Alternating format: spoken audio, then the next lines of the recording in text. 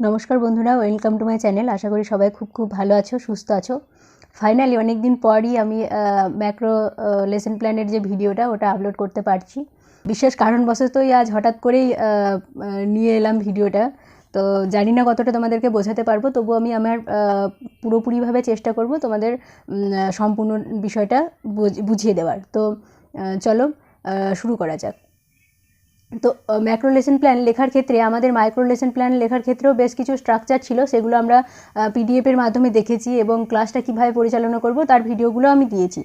देखते होले तोमरा चैनेले अवश्यई चले जेते पारो। तो मैक्रो लेसन प्लान लेखार क्षेत्रेও आमादेर बेश किछु स्ट्राक्चार फलो करते हय। तो प्रथमे आमादेरके जेटा लिखते हय सेटा हच्छे खातार बाँ दिके लिखते हबे विद्यालयेर नाम, श्रेणी, शिक्षार्थीर संख्या, गड़ बयस, तारपर शिक्षार्थी शिक्षकेर नाम अर्थात निजेर नाम, क्रमिक संख्या, समय एवं तारीख। और डान दिके लिखते हबे विषय, एकक, उप एकक एवं आजकेर पाठ जेटुकु तुमी पढ़ाबे। तो एई हलो फार्स्टे आमादेर काज। तारपरे हच्छे उद्देश्य। देखो प्रत्येकटा विषय पढ़ानोर पिछनेई किन्तु आमादेर किछु उद्देश्य थाके। दुटो उद्देश्य मेनलि थाके, सेटा हच्छे एकटा साधारण उद्देश्य एवं एकटा हच्छे विशेष उद्देश्य। तो साधारण उद्देश्य कि? साधारण उद्देश्य हच्छे जे कोनो विषय पढ़ानोर पिछने आमादेर किन्तु एकटा साधारण उद्देश्य थाके। साधारण उद्देश्यटा कि? देखो जे यदि आमरा आमादेर परिवेश विषयटा पढ़ाई ताहले कि हबे प्रत्येकटा आमादेर परिवेशेर जे कोनो टपिक पढ़ानोर पिछनेई किन्तु একটা উদ্দেশ্য অবশ্যই থাকে, গুরুত্বপূর্ণ উদ্দেশ্য। সেটা হচ্ছে আমাদের পরিবেশ সম্পর্কে জানা। যদি তুমি জল দূষণ সম্পর্কে পড়াও তাহলে কি হবে? তাহলে ওরা কি করবে? পরিবেশ সম্পর্কে জানবে। যদি গাছের খাবার তৈরি সম্পর্কে ওদেরকে পড়াও তাহলেও কি হবে? ওরা পরিবেশ সম্পর্কে কিন্তু আলটিমেটলি জানছে। ঠিক আছে? তো তাহলে কি তারপর যদি তুমি বাংলা ভাষাটা পড়াও তাহলে কি হবে? বাংলার যে কোনো টপিক পড়ানোর পিছনে একটা বিশেষ উদ্দেশ্য থাকে, সেগুলো হচ্ছে বাংলা ভাষার নিয়মগুলো জানতে পারবে, তারপর তার উচ্চারণ, বানান, এই সমস্ত কিছু কিন্তু প্রত্যেকটা বিষয় থেকেই, প্রত্যেকটা একক থেকেই, প্রত্যেকটা টপিক থেকেই ওরা কম বেশি কিন্তু জেনে থাকে। তাহলে এগুলোই হচ্ছে সাধারণ উদ্দেশ্য। তাই আমি আমাদের পরিবেশ বিষয়টা পড়াবো, তার জন্য আমার সাধারণ উদ্দেশ্য কি হবে? আমাদের পরিবেশ বিষয়টি কি, এই যে বিষয় এটা পড়াচ্ছি এটা কি, এবং আমাদের পরিবেশ বিষয়টি কেন পড়াবো এবং আমাদের পরিবেশ এই সম্পর্কে কিন্তু জানতে পারবে।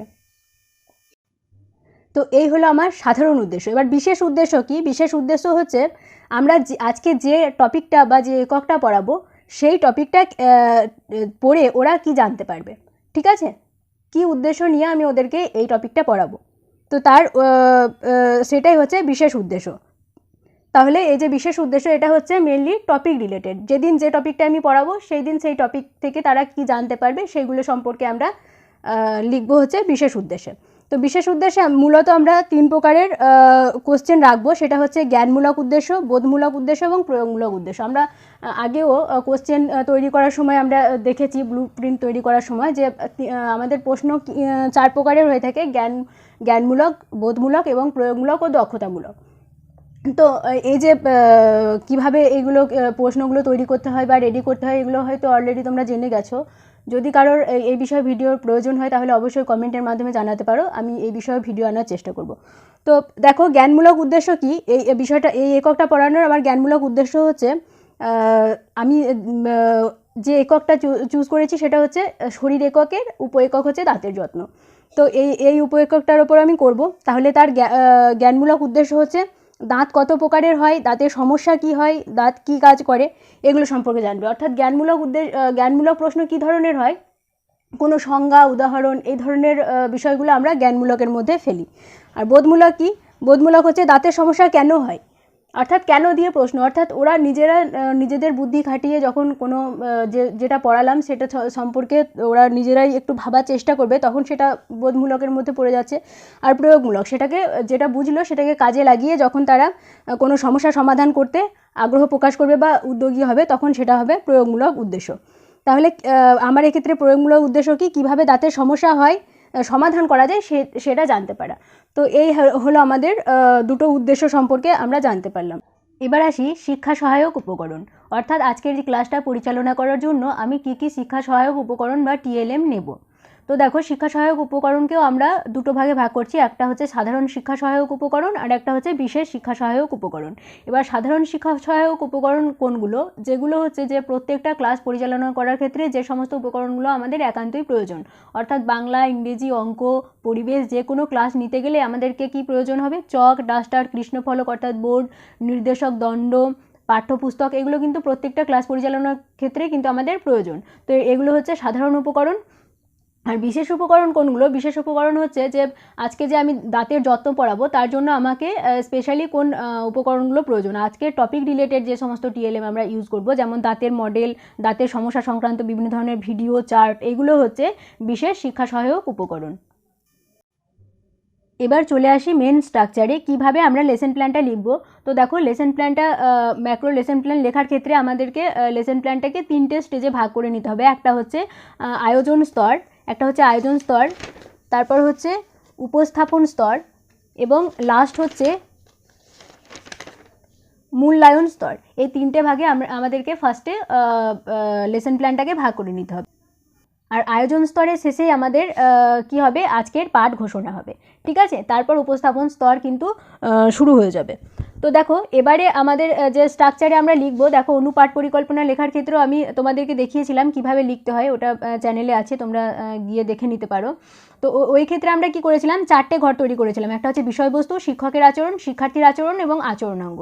কিন্তু এই ক্ষেত্রে আমাদেরকে কি কি ঘর তৈরি করতে হবে, দেখো বিষয়বস্তু, শিক্ষকের আচরণ, যৌক্তিকতা, শিক্ষার্থীর আচরণ, যৌক্তিকতা এবং সময়। এবারে দেখো বিষয়বস্তুর ঘরে কি হবে সেগুলো তো তোমরা আগের ভিডিওতে নিশ্চয়ই বুঝতে পেরেছো, যে যে ধরনের টিএলএম বা পাঠ্য বিষয় যেগুলো তুমি ব্যবহার করবে সেগুলো এই বিষয়বস্তুর ঘরে লিখবে। তারপর শিক্ষকের আচরণ এবং যৌক্তিকতা, যে শিক্ষকের যে এবার যৌক্তিকতাটা কি, দেখো শিক্ষক যে আচরণগুলো করছে, যেমন শিক্ষার্থীদের একটি দাঁতের মডেল চিত্র দেখাবে, আরও ভালোভাবে বারবার চিত্রটি পর্যবেক্ষণ করতে বলবে, ঠিক আছে। তো এই যে আচরণগুলো শিক্ষক করছে তার পিছনে কি যুক্তি আছে, কেন এই আচরণগুলো করছে, তো তার পিছনে যে যুক্তি সেগুলো আমরা লিখবো যৌক্তিকতার ঘরে।